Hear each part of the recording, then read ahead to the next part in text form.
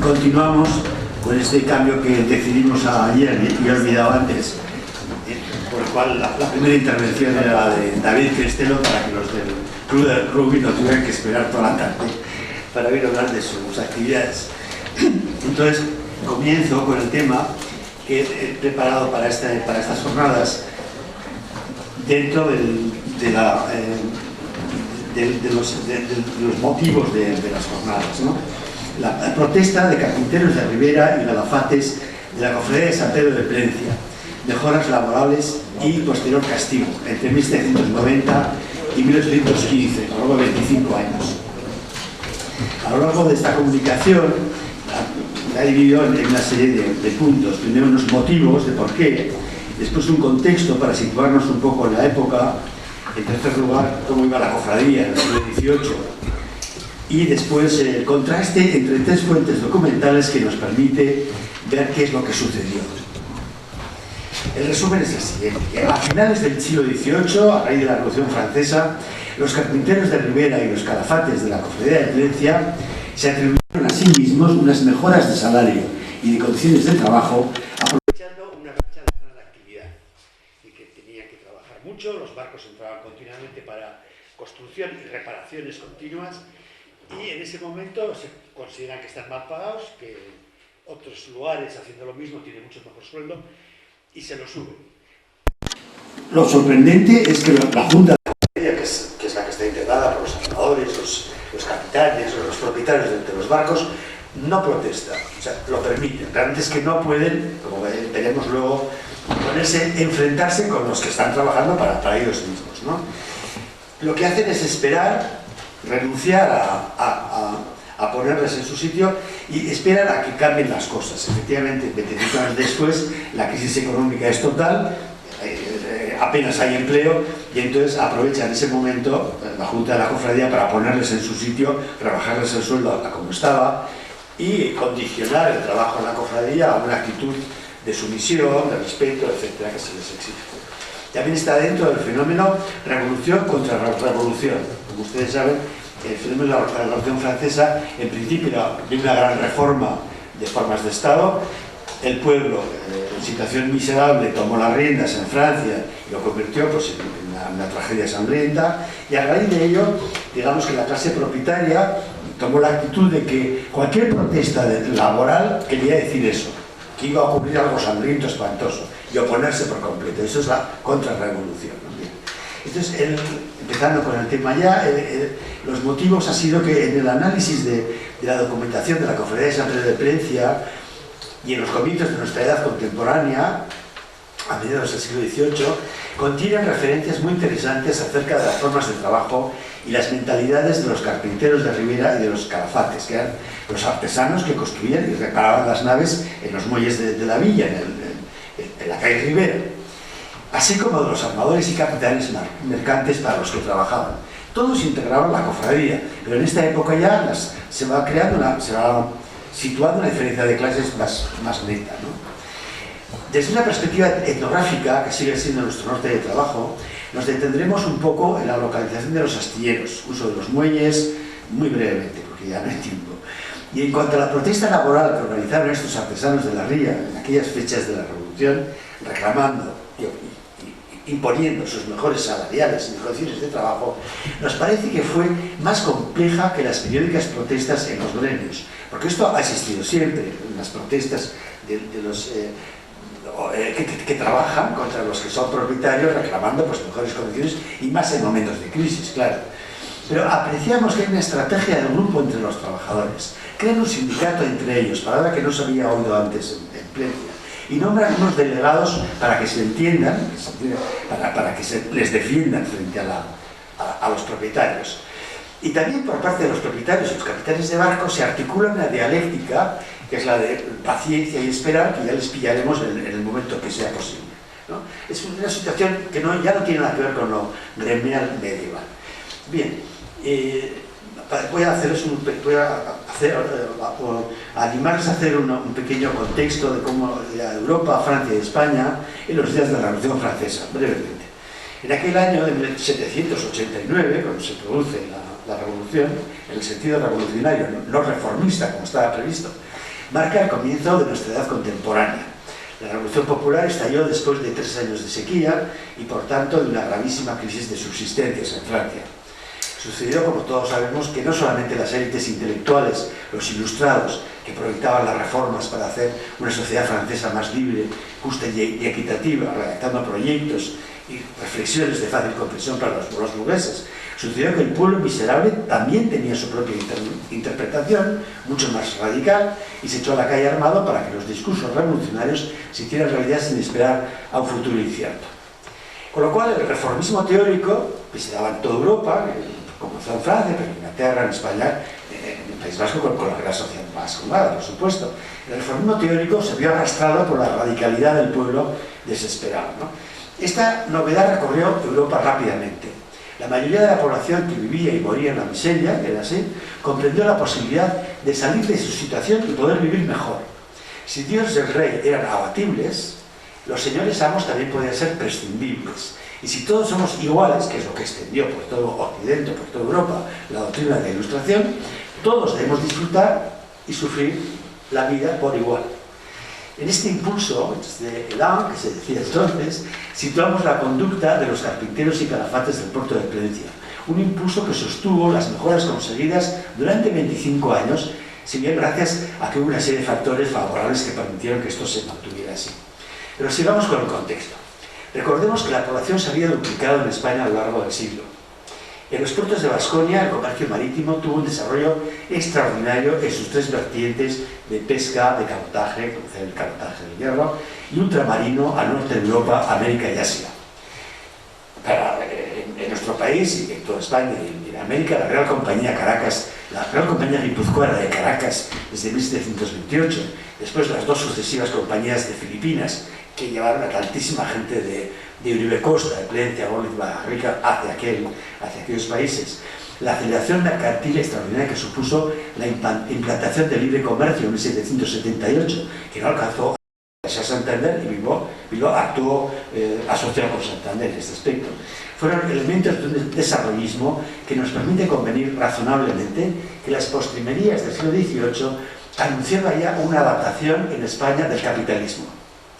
Durante los 25 años que duraron las guerras marítimas contra Inglaterra, en esta época, desde 1778 por la independencia de Estados Unidos hasta la jornada de Trafalgar en el año 5, se fueron minando los hombres y navíos de la Real Armada y la Marina Mercante. También las guerras por tierra, con la invasión de los convencionales y de Bonaparte hasta el año 15. Todavía, para que las cosas fueran más terribles,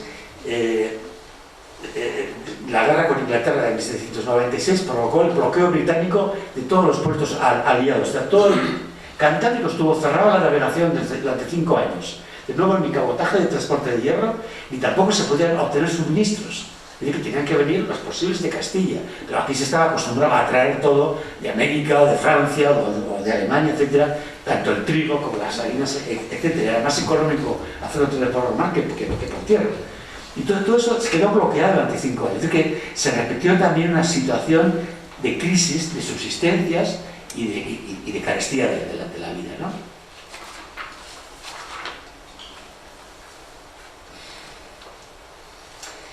Bien, saltando algunas cosas, entendíamos hasta ahora que la Ilustración había llegado al País Vasco, como podíamos ver a través de nuestros trabajos sobre las escuelas de náutica, a través primero de los puertos de Lequeitio y Bilbao. Ahí hay muestras directas de cómo la Ilustración entraba de hecho, ¿no? Y estas opiniones reformistas de la sociedad, del absolutismo, para ir cambiando, se fueron extendiendo entre la burguesía, las clases liberales y, como veíamos, también al pueblo. El pueblo analfabeto, de todas maneras, llegaba a interpretar que se estaba viviendo un momento muy importante de transformación, ¿no? Y exigían, claro. Nuestras investigaciones anteriores nos presentaban la Ilustración en Plencia con la implantación de la enseñanza de náutica, del arte de navegar, es decir, la enseñanza teórica y matemática, que solo se basaba en la práctica, en la experiencia, por cuenta de la cofradía, que así lo impone, y en la redacción también de las ordenanzas nuevas de 1791, de las que trataremos luego brevemente, que contienen todo el saber aquilatado por los hombres del mar del puerto, armadores, capitanes, también los carpinteros y los calafates, los marineros, etc. Y lo que es propio de nuestra era contemporánea es la puesta al día de todo ese saber, porque hasta entonces se regía el puerto por las ordenanzas que habíamos estudiado al comienzo de estas jornadas, hace años, de 1524, y esas se mantenían en vigor, y las de 1791 es la puesta al día de todo eso. Es una actitud ilustrada, es una actitud que está diciendo que con la experiencia que tengo ahora voy a decir cómo se hacen las cosas, ¿no? Pues bien, después de este trabajo podemos asociar también la protesta y conducta de los calafates y la reacción de los patronos con la nueva mentalidad social originada por la Revolución Francesa. Esto es un fenómeno, como anunciaba antes, de revolución y contrarrevolución. Tenemos un ejemplo de estos cambios en las nuevas modalidades incluso que adoptan los cofrades. En aquellas fechas la cofradía abandona las formas rituales de talante religioso y medieval que abrían las actas de sus juntas o asambleas.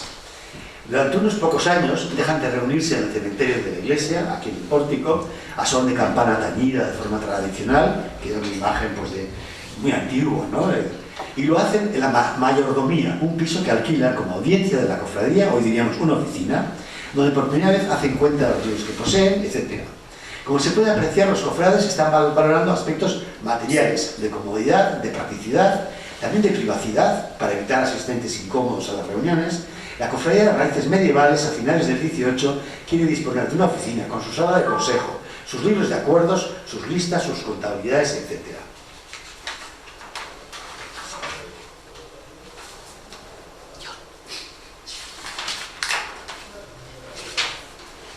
Bien, la abundante documentación conservada nos permite contrastar desde 3 series documentales diferentes la evolución de la cofradía en estos años álgidos, tanto porque fue el máximo alcanzado como el comienzo del final.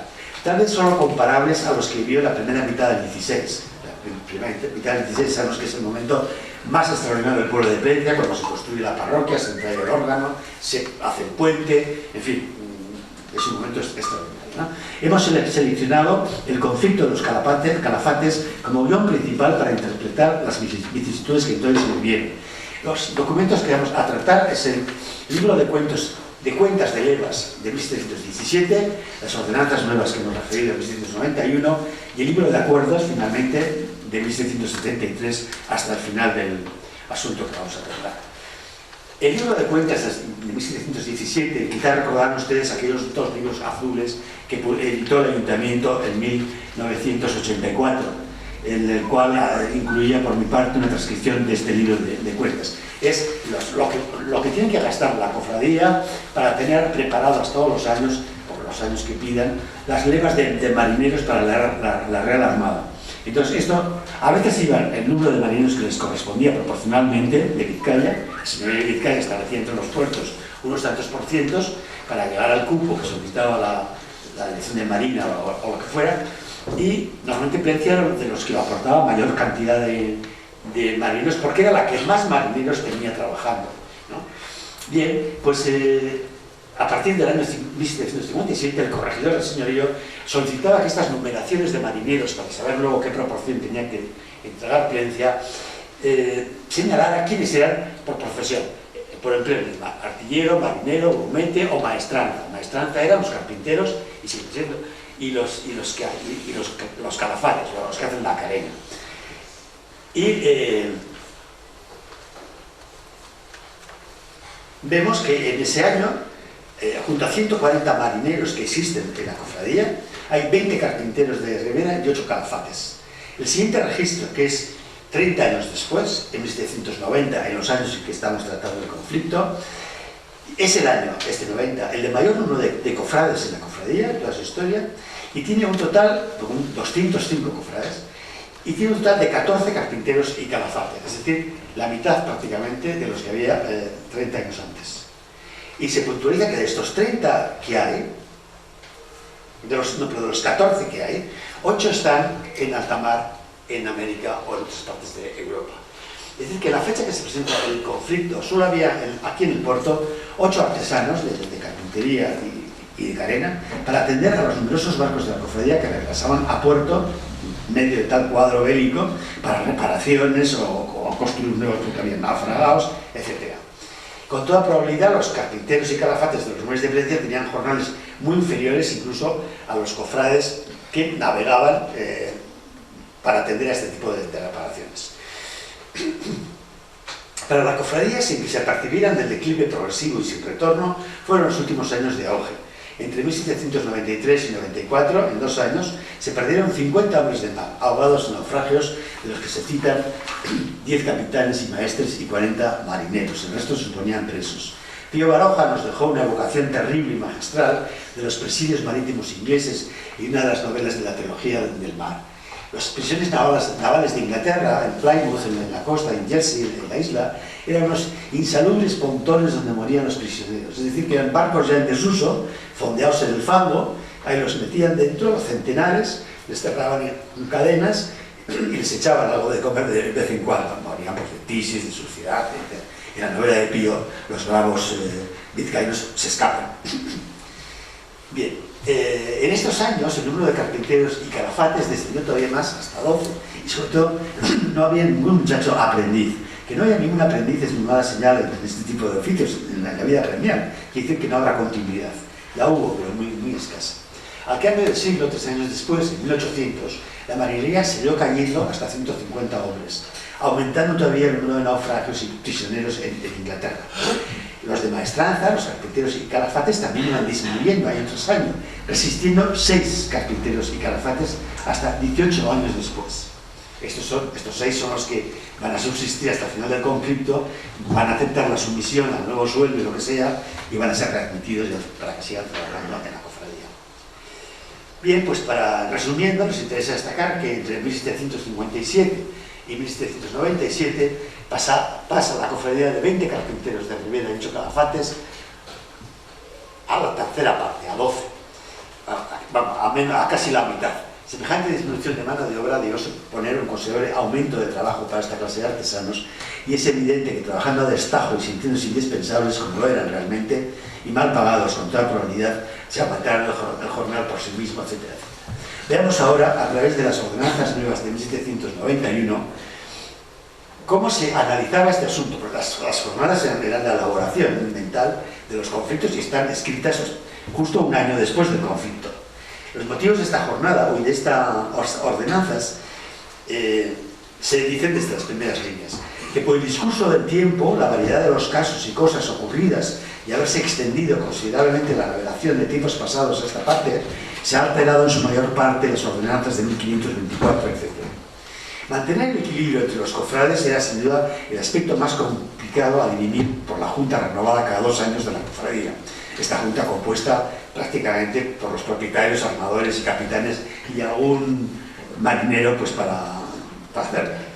Tenían que armonizar entre una ruptura imposible con los cofrades artesanos, porque eran los que hacían los barcos y eran los que hacían la fortuna de los propietarios, y la imposibilidad de aceptar su inesperada actitud enfrentada al haberse arrogado una serie de ventajas económicas y laborales sin autorización de ellos.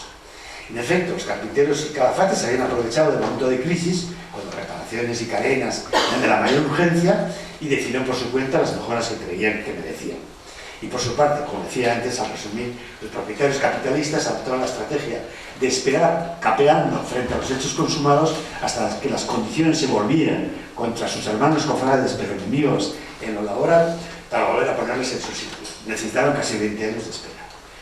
Bien, en cuanto al puerto, estas ordenanzas, paso muy por encima, nos señalan cosas que hoy sabemos ya, pero que las dejan bien claramente. Y es que los muelles de la ría, lo que es la ribera, entre el puente y el astillero, sin llegar hasta el astillero, y la cuesta del consistorio, que es esta cuesta. Hay que observar una limpieza completa para la conservación de la ría, el canal y los muelles. Que se habían fabricado muelles, probablemente con esa palabra que ayer nuestro compañero Larrañaga usaba para la rondo, para hablarnos de tierras de piedra, ¿no? O de tierras con pedruscos. Y probablemente la rondo pensaba entonces que puede ser esta piedra echadiza, estas piedras sueltas, este rijo gordo, ¿no? Que echaba continuamente en la cofradía y era muy costoso, echaban continuamente para mantener las orillas, por ejemplo, de los muelles, o del propio molino de Asteluondo, que había que rehacer cada cierto tiempo, ¿no? Tal vez ese Legarra se refiere a estas piedras, a esta clase de piedras. El espacio de trabajo de los Carpinteros y Galafates era, por tanto, entre la ribera y la cuesta del consistorio, Udal-Aldapa. Nótese que en ningún caso se cita un espacio denominado astillero, cuyo suelo de este nombre en la actualidad, en nuestra opinión personal y como investigador, no tuvo tal hasta entrado el siglo XIX, y no desde la Edad Media, como aconsejaron sin pruebas probablemente al dibujante del mapa historicista de la villa de 1542, donde pinta en el astillero unos astilleros de construcción naval importantísimos. Eso no era construcción naval todavía, vamos, no hay ningún documento que hable de que hubiera astilleros ahí. Todavía eso no existía como terreno de trabajo. Los astilleros, los muelles donde se trabajaba, terminaban a la altura de la cuesta del consistorio. En fin, quien haya dado ese consejo, pues debería rectificar. Y se insiste en que la ribera del puerto son sus 3 muelles hasta el puente. El trabajo de Calafates se especifica en el capítulo de las carenas, cómo deben hacer las carenas los maestros Calafates, sus oficiales y aprendices. Y está bien claro, el gran peligro de este trabajo, de esta faena de calafatear, era el fuego, claro. Para aquellas embarcaciones grandes y medianas, pues para cocer la brea hacía falta unos hornos grandes, ¿no? Y dependiendo del viento, que se ponía sumo cuidado en estas cosas, claro, tenían que calentar una especie de coger el fuego de esos grandes calderos con unas hachas de madera para llevarlo a las culturas del barco, donde tenían que meter la estopa y la brea, ¿no? Para rehacer la estanquidad del barco. Entonces esto podía tener sus peligros, y entonces se obligaba, pero con multas muy serias, a que hubiera siempre 20 metros como mínimo de diferente distancia entre el muelle que estaba, lo que hoy pisamos como calle de la Ribera, y las casas que están a continuación. O sea, que tenían que ponerse hacia la ría, ¿no? Tal como lo vemos. Y entre los barcos también tenía que haber una distancia de 20 pasos como mínimo. Y si no se hacía así, esto estaba enormemente castigado, ¿no? A continuación, los artículos que en estas ordenanzas que vemos que es la mentalidad, son los criterios que tiene la cofradía en los años unos en que se produce el enfrentamiento con los carpinteros y los calafates, la mentalidad que tiene, o los criterios que tienen los de la Junta de la Cofradía acerca de estas personas. Y lo cuentan aquí. Yo siempre he pensado, si no sería que los calafates y los carpinteros se enteran de lo que están redactando, y por la irritación que les produce el desdén con el que les trata, es por lo que se andan con los capitanes o interesados propietarios que las disponen para sus navíos sobre el día o días en que se han de hacer. Y sucede muchas veces que el capataz de todos los calafates concierta con varios capitanes a un tiempo para aprovechar los fuegos, poner varios barcos y calafatear pues, en una semana pues, 3 o 4 barcos, ¿no? Los que cupieran en los muelles, serían pues, de los de 3 o 4. Pero llegado el día, no se presentan tantos calafates como se esperaban, y algunos barcos se quedan sin carenar. La ordenanza establece que ese capataz que se haya comprometido debe seguir trabajando fuera del horario de los días de trabajo hasta que complete todo el trabajo, ¿no? O sea, le castiga por la impuntualidad, etc., ¿no? La segunda desvaloración es por falta de habilidad y suficiencia. Comienza desdeñosamente.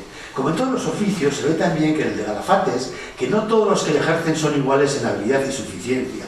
Y se ordena que los capataces de Galafates deben asociar a los oficiales Galafates buenos con los medianos para trabajar en los barcos. Es decir, cuando varios capitanes o propietarios deciden bueno, pues que estén en los muelles del puerto estos 3 o 4 barcos y se van a calafatear. Pero ¿quién va a hacer el trabajo? Porque fulano es un burro, el otro es un animal o no sabe, etc. Y entonces se llega a este primer acuerdo, que ya vemos que tiene unas oscilaciones, en el que no vale que el capataz de Galafates decida mezclar a los medianos con los buenos para trabajar en los barcos. Tiene que aceptar que el capitán decida quiénes quiere, como cuando jugábamos de crío para hacer un equipo, digamos tú conmigo, y el resto que haga lo que quieran. Bueno, pues esta medida produce cantidad de complicaciones dentro de la propia junta, digamos, de propietarios, ¿eh? Unas veces quieren que sea el capitán quien decide quiénes son calafates capaces de hacer bien el trabajo, otras veces tienen que mezclar uno bueno con un aprendiz y cosas así, o dos buenos con un aprendiz, por ejemplo, ¿no? Se ve que había conflictos realmente en el muelle a la hora de trabajar, ¿no?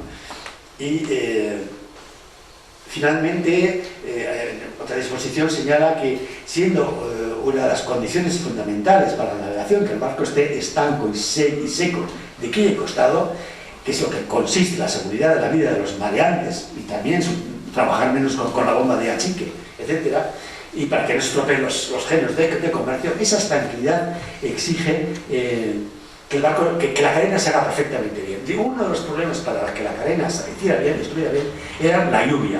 Si se presentaba lluvia, era muy dudoso que el efecto de fuego, de brea quemada en la estopa, realmente hiciera todo el trabajo que se quisiera.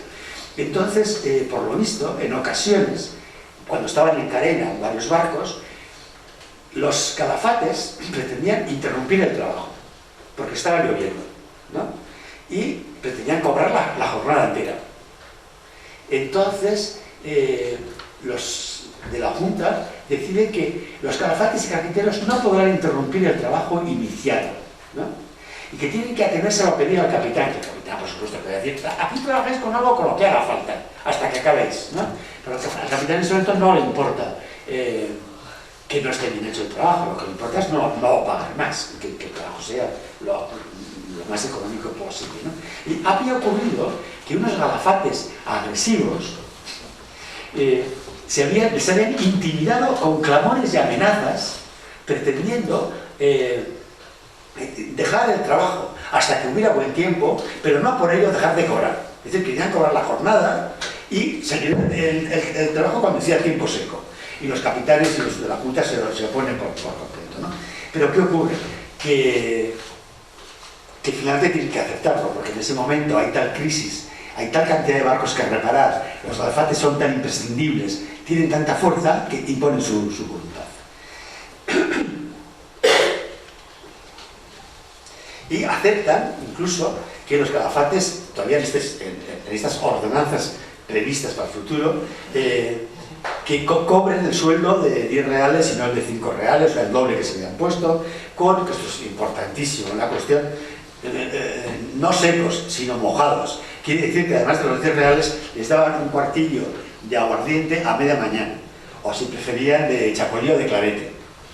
Eso era fundamental, este era un tema de discusión muy bueno, a través del libro de acuerdos, que finalmente es el definitivo, es el libro donde nos llegan las actas de lo que han acordado, ¿no? Nos permitirá comprender cómo fue este enfrentamiento y cómo los propietarios, los de la Junta, de la Cofradía, no toman unas medidas de enfrentamiento, sino más bien a la inglesa, por la vía práctica, progresivamente y sin enfrentarse.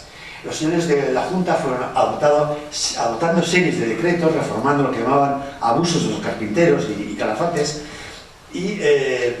pero tardan 25 años en poder llegar al momento en que les van a poner en su sitio, ¿no? Como veremos pronto. Entonces, este desorden profesional y laboral en el seno de la cofradía no era admisible, digamos, para las cabezas serias de los señores de la Junta. Este desorden profesional y laboral que había entre los jóvenes, calafates y carpinteros, que eran gente joven que con las noticias de la Revolución Francesa pues habían creído que ellos también podían sacar provecho, ¿no? y mejorar su situación. Hay 4 decretos de la cofradía que exponen la evolución del conflicto laboral.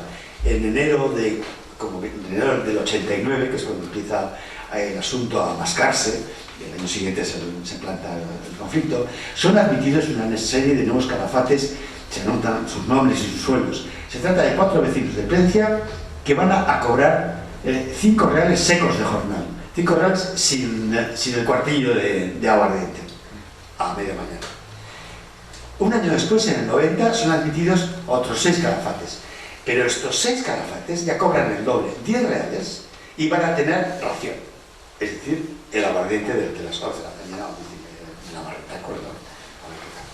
A finales de aquel año, del 90, los calafates se asocian en un sindicato dentro de la cofradía y eligen un capataz que les represente. Lo hacen mediante 2 decretos de la cofradía, es decir, que ellos le tienen al amanuense aquí sentado para que escriba lo que le están dictando a ellos. No son los de la Junta de la cofradía. Pero por parte de la Junta no hay ninguna reacción. Es que hagan lo que sea, pero que sigan trabajando. Ahora no es el momento de discutir, hay mucho trabajo. El libro de acuerdos no muestra en lo sucesivo ningún cambio en la marcha de la cofradía. Las escasas reuniones o juntas que se registran, porque son momentos muy críticos, siguen produciéndose con aparente normalidad.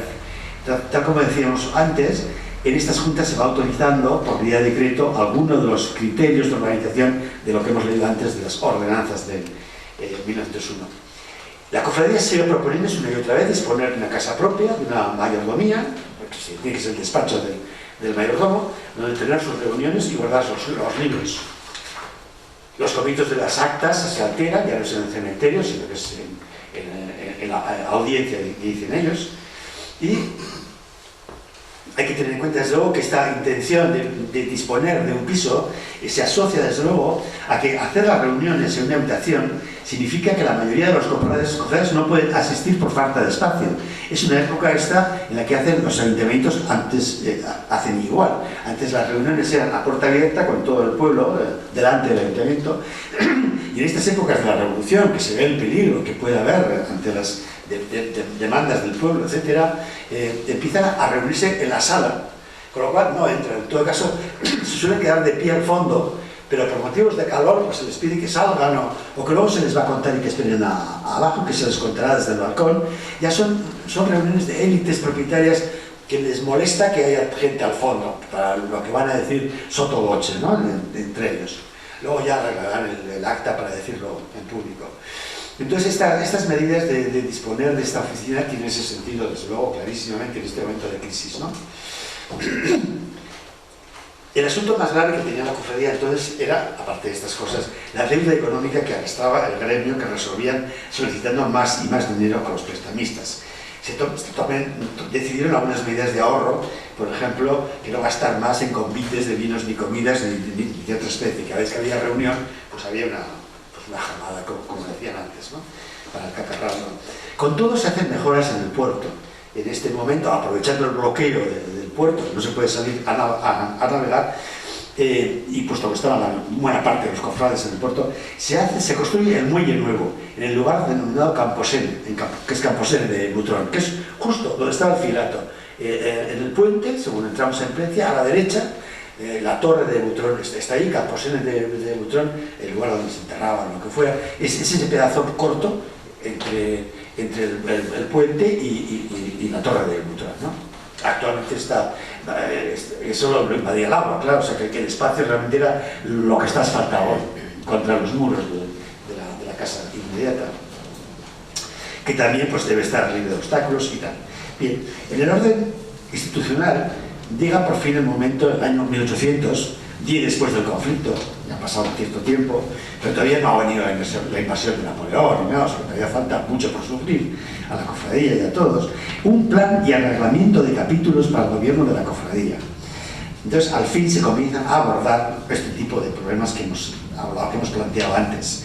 Es curioso porque normalmente en el libro de acuerdos siempre se escriben los acuerdos en la página de la derecha, que estamos aquí, así, ¿no? Aquí, ¿no? Y se terminan en la de la izquierda con las firmas de todos los testigos, etc. Siempre es igual. Pero curiosamente aquí el tema era mucho más importante y el acta comienza desde la izquierda, con una letra extraordinariamente complicada, arrebotada, etc. Y se titula ni más ni menos que, se comienza desde la derecha con letra gigante y emperifollada, y se titula el acta Anulación y Libertad de los Galafates. No se comprende muy bien, pero suponemos que quiere decir anulación de la libertad de los galafates. O sea, que con esto van a pretender acabar, que no lo hacen. Vale, la intención era, pero no lo llegan a consumar por el momento. Es de notar que ya allí en adelante se aluda a carpinteros, ya no se aluda a los carpinteros junto a los galafates. Los carpinteros, por lo visto, han vuelto ya a sus trabajos sin abrir la boca y se han conformado con los jornales que fuera, y son todavía los calafates, como hacen un trabajo mucho más específico, son especialistas, los que pueden mantenerse aún defendiendo sus propuestas. También va a cambiar ya desde ahora el nombre, de Galafates con G a Calafates con C. El castellano, como saben, va sufriendo, pues como nos creen, como todos los idiomas, con el paso de los tiempos, pues se va emitiendo de distintas formas. En esos mismos años también es cuando Plasencia pasa a ser Plencia. Eso en este momento, ¿no? A finales del 18, momentos del 19. Aprovecho también, como he hecho antes, con lo del mapa para decir que yo no he visto todavía, en los 30 años que llevo, desde el 82, más de 30, revisando la documentación de Plencia, nunca he visto en un documento escrito Plasencia de Butrón. No existe. Eso es una ficción de determinado alcalde de hace unos cuantos años, persona encantadora, muy afable, pero que tuvo la idea de Plasencia de Butrón. Plencia ha luchado siempre contra Butrón. Los señores de Butrón siempre han querido implantarse en Plencia, y de hecho lo hicieron mucho tiempo. Y cuando podían, los de Plencia se quitaban los Butrones de encima, que eran pues unos mandones, ¿no? Como unos autoritarios, unos grandes, etc. Y Plasencia de Butrón es que Butrones insulta un poco a Plencia, vamos, no es nada grato para Plencia que lo asocien con Butrón, pero bueno, debe ser un reclamo turístico o algo romántico, se asocia con el castillo, así. Pero no ha existido Plasencia de Butrón como nombre jamás, en ningún documento. Ha sido Plasencia hasta que pasa a ser Plencia. Nada más, pero yo creo que habría que variar, porque todos los paneles informativos están con Plasencia de Butrón, repetido 40 veces, y es una idea del señor alcalde de hace escasos años, sin más. En fin, bueno, aclaración. La reunión esta que viene ahora, la que trata de acabar con las libertades de los calafates, fue en el cementerio de la iglesia. Es decir, que volvemos al ámbito tradicional, son significados, ¿no? La Junta vuelve al ámbito tradicional, que empieza, por supuesto, a sol de campana tañida, volvemos a situaciones medievales, ¿no? Y pretende que mediante las muchas diferencias que ocurrían entre los maestres y capitanes de barcos con los oficiales calafates, sobre que algunos se servían de los mejores oficiales y otros solo disponían del número mayor de los aprendices, con perjuicio de sus embarcaciones, estos últimos. Y entonces dice lo siguiente, tiene que ser un error de la amanuense. En adelante, el capitán o capitanes de la cofradía pueda valerse para las carenas o arreglos, en poca o mucha parte, de los oficiales calafates que elijan, sin que esté obligado a aceptar otros. Me parece que concluye lo contrario de lo que nos iba a decir.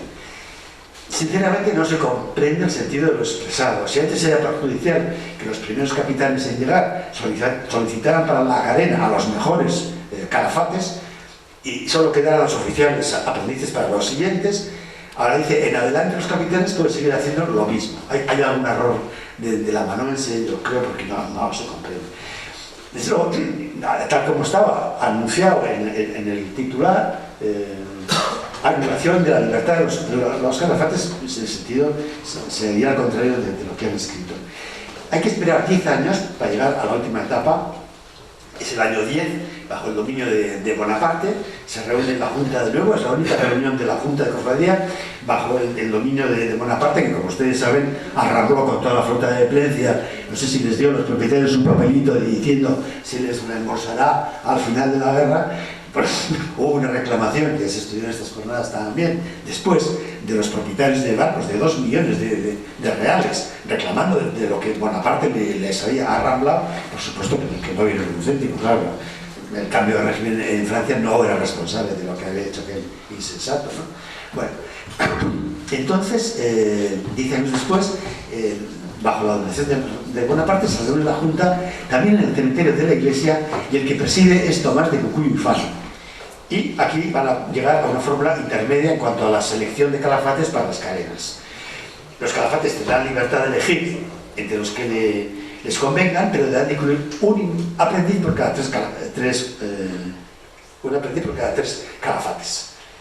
Y persiste la actitud negativa frente a los calafates subversivos. Para reformar varios abusos introducidos entre los calafates y otros oficiales de mar, a cuyo fin había nombrado la cofradía una comisión, acuerdan primero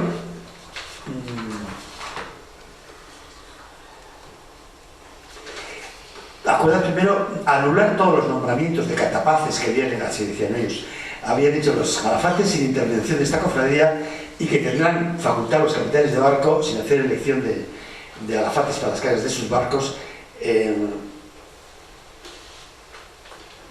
En fin, vuelve a reconocer que los capitanes pueden seleccionar los calafates de cadena que desean, contradiciendo el decreto que habían adoptado 10 años antes. Esto es lo que dice el transcurso del acuerdo. Finalmente, cuando viene la relación de decretos adoptados, se vuelve a reconocer que por cada 3 calafates haya una permit. Bien, como se ve, hay una situación, yo creo que entre ellos mismos muy confusa, entre la Junta de Cofradía, los calafates que estarían representados en parte en la Junta, y los capitanes de barco que querrían siempre soluciones rápidas y al momento y sin más complicaciones. Y tenemos que esperar entonces a la conclusión del conflicto, que llega 5 años después, el año 1815. 20 después, 25, ¿no esperan? 10, 20, 25 años después de cuando comenzó el conflicto.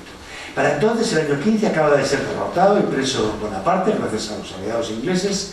Se han restaurado con Fernando VII el absolutismo y los fueros. Las clases sociales más poderosas recuperan en Sevilla y Vizcaya sus dominios y refuerzan, como decíamos en esa contrarrevolución que se realiza después del periodo revolucionario de Napoleón, refuerzan el estilo solemne y de persecución social de sus enemigos, los insolentes e insumisos calafates, ¿no? Ahora ya ocurre que estamos en plena crisis, claro, es una crisis económica extraordinaria, la que después de las invasiones napoleónicas sufren cantidad de pueblos de Europa que han quedado arrasados de todos los aspectos, ¿no? Y en esta junta del 6 de marzo, que está presidida por Juan Bautista Gorordo, antepasado del Isidro de José María, se repiten los motivos que animan a los junteros. Dijeron que respecto a que se observaba en esta cofradía una alteración excesiva en el aumento de jornales, bebidas y otras innovaciones voluntariamente introducidas, valiéndose de la necesidad de reposición urgente de barcos que existía y sin anuencia de la autoridad competente, desde luego unánimes y conformes, conferían y nombraban unos comisionarios para que propusieran unas medidas de corrección. Los medios convenientes sobre que deberán estar y regirse en adelante, los jornales y condiciones de los calafates, etc. Como veremos, se está condicionando la posibilidad de trabajar a lo que se decrete sobre jornales y formas de trabajo. 2 semanas después llega la respuesta de la comisión en razón al arreglamiento de jornales que deberán satisfacer los carpinteros de los buques a calafates y aprendices. Bien, repito un poco, es el final. Los tales y calafates, carpinteros y calafates, sin haber procedido con consentimiento alguno de esta cofradía, con la cual sus antecesores y aun los más actuales se entendían anteriormente para arreglar sus respectivos jornales, hace ver que la Junta es buena y que siempre se había arreglado con ellos, cosa que ya vimos, no se nota que para nada. Sin embargo, estos, de motu propio, han excedido el sumo grado de los jornales establecidos de común acuerdo, aquellos 5 reales del millón que pagaban al principio. No obstante, teniendo en consideración la buena armonía que debe observarse entre unos y otros, una actitud paternal y acogedora, se les fueron allanadas sus ventajas, con el fin de cortar las diferencias y abonarles, en lugar de 11 reales, que fue lo que consiguieron en aquella segunda reunión, hasta 12 reales, cuartillo de vino y su ración de aguardiente por cada día que trabajasen. Y que aunque el aumento de jornal asciende a 3 reales, les están subiendo a 12 reales mojados, con cuartillo de vino y con ración de aguardiente. Y que a pesar de ello hubo unos calafates que se resistieron, sin que por ningún estilo quisieran sujetarse a estas condiciones tan benignas. Antes bien se presentaron muy furios, dice, principalmente Antonio Uriarte, cuyo nombre debe quedar en la representación de la izquierda de Plencia como el primero que se sublevó, con furia, ¿no? Por lo mismo les ha parecido conveniente a los apoderados establecer una serie de decretos que ya les sitúan donde debían estar desde el principio. Si los calafates no aceptan estas condiciones extraordinarias de 13 reales, clarete o chacolí, más el aguardiente de media mañana, los capitanes que necesiten la carena y que no estén los calafates dispuestos a estas condiciones avisarán a los alcaldes instrumanes. Alcaldes instrumanes es un cargo de la cofradía, son 2 personas ya de edad muy respetables y que ya no navegan, y los más entendidos que se entienden cosas de navegación. Les deben avisar con 6 días de antelación. Ojo, los calafates no están conformes con las condiciones de jornada. ¿Qué hacemos? Y los alcaldes instrumanos han de conseguir otros calafates. Se tiene que la Ría de Bilbao, claro, son los más cercanos. Pero si los nuevos cobran jornales superiores a 17,5 reales de gallón, Es decir, que primero estaban cobrando 17 reales, los de Plentzia estaban pidiendo 17, solo les estaban dando 13.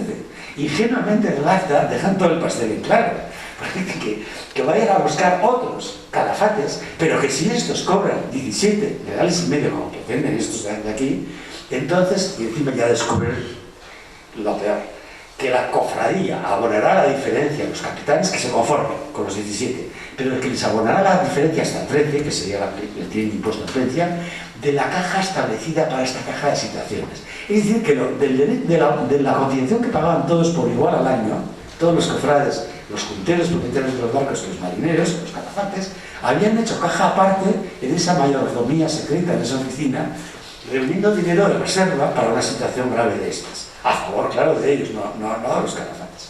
Bueno,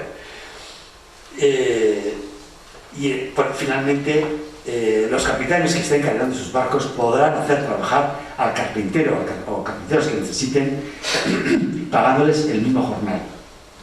Y si alguno protesta, que sepa que va a tener reparo para ser habilitado en la cofradía para seguir en el empleo. 40 días después, suficiente, el 2 de mayo, para que todo quede bien atado, los calafates tienen la obligación, para seguir trabajando si quieren, de entonar el mea culpa y someterse a las condiciones laborales que les imponen. Bueno, hay que reconocer que 25 años disfrutaban del sueldo que querían ellos, pero bueno, en este momento ya todo viene abajo. En la memoria que dirigen a la cofradía, tienen que dirigir una memoria a la cofradía que por supuesto está escrita por la cofradía, ellos solo tienen que suscribirla, que dirigen a la cofradía, a la que tratan de señoría ilustrísima. Es la única vez que se ha tratado a la cofradía de Plentzia de señoría ilustrísima, es decir, que el poder exige todos los honores, ¿no? Tratada y de la que se despiden deseándole la mayor grandeza y prosperidad, como si fuera pues el rey, una cosa así, ¿no? Atribuyen el largo conflicto, está redactado por la cofradía, es evidente, a una mala relación, a una mala comprensión, por ahí parte de ellos, de los decretos de la cofradía. Evidentemente que no hubo nada de mala comprensión, comprendían muy bien 5 reales de Bellón, ellos pedían primero 10, luego 12 y finalmente 17, ¿no? Según la vida iba siendo más difícil. Pero ya se conforman en un todo a trabajar a 12 reales de jornal, con desayuno y cuartillo de aguardiente, y renuncian de antemano a que no pedirán nada más y que acatarán los decretos de la cofradía. En todo caso, hacen una moderada petición, que estoy seguro que también está redactada por la cofradía, que se les prefiera siempre a los forasteros, porque así destacan un aspecto gremial inequívoco que desaparecerá en las siguientes décadas con la promulgación del Código de Comercio. Las conclusiones. Ya me pasa. El margen de tiempo que corre a lo largo de los hechos que estudiamos, 15 años o 20, es muy amplio. Sobre todo, pocas veces Vasconia ha conocido cambios tan radicales con resultados tan negativos al final. Por una parte se sucedieron los reinados de Carlos IV, Bonaparte, Fernando VII, con los consiguientes cambios administrativos, etc. Las guerras de mar fueron continuas y progresivamente desastrosas. Las autoridades marítimas no dudaron en embargar los barcos mercantes para sus fines bélicos, etc. Por tierra sufrió Vasconia las invasiones devastadoras de los convencionales y Bonaparte. Esto que decía Julio Caro Baroja, el ciclo catastrófico del País Vasco, dejó a los ayuntamientos en la más completa ruina y con un enorme déficit económico y de mano de obra, de hombres. La emigración a América fue la mejor solución para muchos supervivientes y para muchos barcos. Muchísimos propietarios de barcos, cuando pudieron salir de puerto, mandaban los barcos a Chile o a Venezuela para que no estuvieran en el conflicto bélico y se los quedara Inglaterra o en España. En semejantes circunstancias, la rebelión de los carpinteros y calafates, o de estos últimos principalmente, ganando unas posiciones económicas más favorables que se prolongarán durante 2 décadas, nos dice en primer lugar que actuaron a la voz de la desesperada ahora o nunca. Del mismo modo, sus patrones laborales, los propietarios de los barcos y los capitanes porcioneros, los capitanes eran propietarios de parte del barco normalmente, consintieron la situación porque el trabajo de los calafates era imprescindible. Sin duda cobraban más los calafates de la Ría del Nervión, como hemos visto al final, que los de Plentzia, ¿no? En la memoria de mea culpa que tienen que entonar, el conflicto se resume en una falta de comprensión que hubo, incomprensible durante tantísimas décadas. Por su parte, la justiciera junta de la cofradía atribuye a los calafates haberse convenido entre ellos por medio de unos papeles que se llaman acuerdo sindical para sostenerse unidos frente a la patronal. Pero al cabo del periodo revolucionario se produce en Europa el regreso al más rancio absolutismo. El aumento de jornal que se habían atribuido los calafates y disfrutaron durante tantos años se vino abajo y tuvieron que conformarse con 10 reales, eso sí, el aguardente, el clarete, el chacolí, etc. Y merecida pausa. El conflicto se mantuvo larvado durante tantos años, porque evidentemente la Junta de la Cofradía no pudo estar operativa. Desde la invasión de Bonaparte hasta la derrota y la restauración de Fernando VII, la vida civil no se normalizó en España ni en el Señorío de Vizcaya. Entonces la Junta de la Cofradía, por primera y única vez en su historia, denominada Ilustrísima, pudo restablecer su propio orden profesional y laboral. Finalmente, no conocemos que hubiera habido transmisión oral de otro género en el ámbito de la cofradía acerca de este conflicto entre los calafates y sus patronos, tan revelador de los cambios de mentalidad en torno a 1800. Perdonen ustedes que me haya prolongado 10 minutos más.